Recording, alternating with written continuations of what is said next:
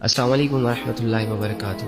میری بات سنو، چاہے تم لڑکی ہو چاہے تم لڑکے ہو، پورے غور و فکر سے اور دل سے اور پوری سننا۔ تمہارے دل میں بھی گلے شکوے ہیں نا کہ کوئی نہیں ہے تمہارا؟ کسے بتاؤں اپنے دل کے راز؟ یہ دنیا میرے ساتھ ایسا کیوں کر رہی ہے؟ یہ لوگ میرے ساتھ ایسا کیوں کر رہے ہیں؟ اور میں خود بھی کچھ کر کیوں نہیں پا رہا؟ آخر میں ایسا کیوں؟ جب انسان دنیا کی زندگی کو ہی سب کچھ سمجھ لیتا ہے نا، تو واللہ وہ اس سٹیج پر چلا جاتا ہے کہ دنیا کی زندگی اسے سمجھ نہیں آتی۔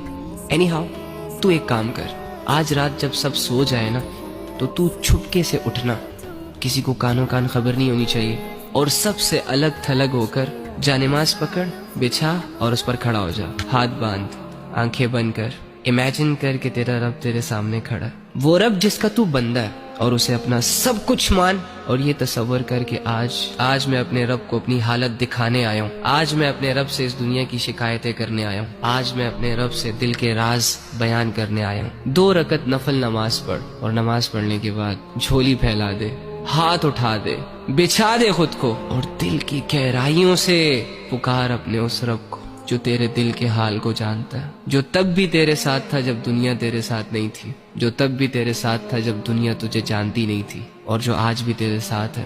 وہ اکیلا کافی ہے تجھے سنبھالنے کے لیے۔ اگر تو گر چکا ہے تو وہی تجھے اٹھا سکتا ہے۔ اس یقین، اس امید، اس تصور کے ساتھ اپنا حال دل اپنے رب کو سنا۔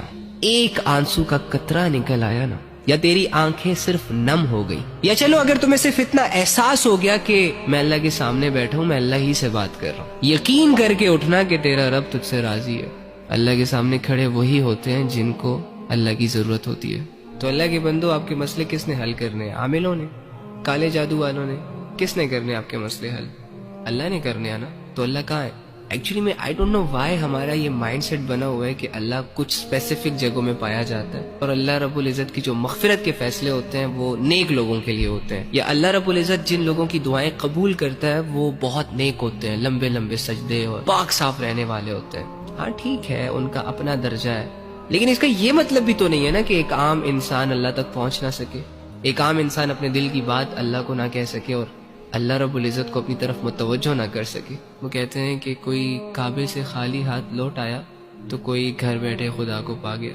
آپ کو نہیں لگتا کہ جو کمزور ہوتے ہیں، جو عام لوگ ہوتے ہیں، جو مظلوم اور فقیر قسم کے لوگ ہوتے ہیں، جو خالی ہاتھ ہوتے ہیں، معاشرے کو زیادہ تر ترس انہی لوگوں پر آتا ہے؟ تو اگر آپ اپنے آپ کو یہ مان بیٹھے ہیں کہ ہم گنہگار ہیں، ہم بدکار ہیں، تو دوسری جانب یہ بھی تو یقین کر سکتے ہیں نا کہ اللہ رب العزت آپ کی طرف زیادہ رجحان کرے گا۔ اللہ کے بندو، اللہ کہہ رہے میں تمہارے شارک کے بھی قریب ہوں۔ اس اللہ سے اپنے مسئلے حل کرواؤ جو اللہ ساری زبانوں کو سمجھتا ہے۔